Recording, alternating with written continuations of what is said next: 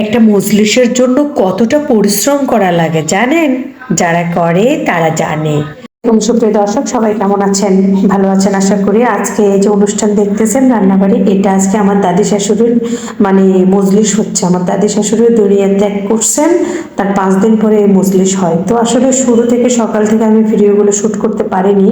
আমি ব্যক্তিগত একটু কারণে আমি একটু ব্যস্ত ছিলাম, আমি রান্নাঘরের দিকে আসিনি। পরে রান্নার প্রায় মাঝপথে আমি যখন ফ্রি হলাম তখন একটু রান্নার ভিডিও তুলতে গেলাম। তুলতে গিয়ে লাস্টে রান্নাটুকুই যখন পারছি তখন তুলতে তুলতে আমি আসলে ওইখানে গিয়ে কোনো কথা বলিনি। আমি সচরাচর মিশুক মানুষ, তারপরে ওখানে গিয়ে কথা বলিনি, কারণ আমার তো সময় কম। আর এখানে যেহেতু মজলিস, রান্না দেরি হয়ে গেছে, অনেক লোকজন আসতেছে, সব মিলিয়ে আমি রান্নার ভিডিও শুরু করলাম।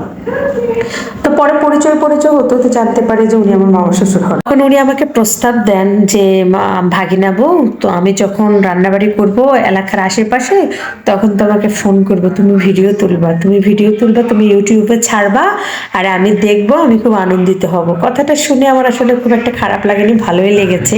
কিন্তু আমি কি করে বোঝাই, আমি যতটা ব্যস্ত মানুষ, ওইভাবে কোনো প্রোগ্রামে যাই, রান্না শুট করার জন্য যে সময় দেওয়ার মতো পরিস্থিতি আমার নয়, আমার যে পরিমাণ ব্যস্ততা। তবু আমি বললাম যদি কখনো সুযোগ সাপেক্ষে হয় তাহলে মাঝে মাঝে আমি গিয়ে ভিডিও শুট করব, যদি আপনি কাছাকাছি থেকে থাকেন। মামা অনেক খুশি হন, মামা যেহেতু শুনছে আমি ভিডিও অনলাইনে ছাড়ি। তো যাই হোক, ওনার সাথে এই গল্প করতেছে, আবার উনি বলতেছে যে আমার আসলে আমার পরিচিত লোকজনও এগুলো ব্লগ করে, আমি দেখি, আমার খুব ইচ্ছা আমাকে ক্যামেরায় দেখা যাক বা দেখুক সবাই, এরকম অনেক গল্প করতেছে। আমার খুব ভালো লাগলো।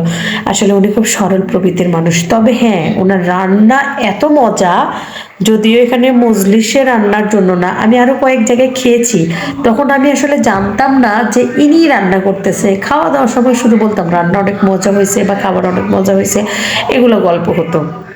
কিন্তু এত মজা করে উনি রান্না করেন, বিশ্বাস করেন, না খেলে বোঝা যাবে না। উনি বিভিন্ন প্রোগ্রামে, বগুড়ায় ওনার, আমার বাসা তো বগুড়ায়, তো ওনার বগুড়া একটু মেন শহরে ওনার বাসা। তো অনেক গল্প করতেছে, উনি বলতেছিল যে বিভিন্ন আইটেমে আমি রান্না করি। আসলে অনেক রান্নার ভিডিও, আরেকটা ব্যাপার হয়েছে কি, রান্নার ভিডিওগুলো মানুষের কাছে ভাইরাল বেশি হয়।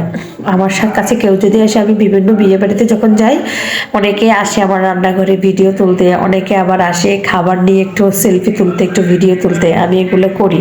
কিন্তু তুমি যদি চাও আমি তোমাকে এখন করে দেবো, কিন্তু আমি আসলে কিভাবে করি, আমার এত ব্যস্ততা, এত কিছুর মাঝে যে আমি ভিডিও করতে যাই, এটাই আমার কাছে খুব কঠিন মনে হয়। তারপরে করি, যাই হোক আপনাদের জন্য।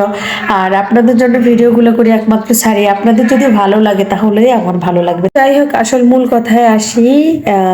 আমি আমার যে ভিডিওগুলো ছাড়তেছি, ওই ভিডিওগুলো আসলে প্রথম কয়েকদিন আমি দেখেছিলাম মানুষের কাছে পৌঁছচ্ছিল, কিন্তু বর্তমানে এখন আবার দেখতেছি একটু স্থগিত হয়ে গেছে। তো আমি সবাইকে বলবো, প্লিজ আপনাদের একটু ভালোবাসা আমার জন্য একটু বজায় রাখেন, আপনাদের একটুখানি একটু সাপোর্ট আমাকে একটু দিয়েন। আপনাদের ওই সাপোর্টটুকুতে যদি আমি আমার জন্য ভালো কিছু হয়। তো যাই হোক, দেখেন সবাই খাওয়া দাওয়া শুরু করছে, সেখানেও একটু শুট নিলাম, লুকিয়ে লুকিয়ে। ওখান থেকে আসলে মানুষজন বেশি, তো আমি ওখানে যাইতে পারতেছিলাম। অবশ্য আমার বোরকা পরাইছিল, আমি বোরকাই পরেছিলাম।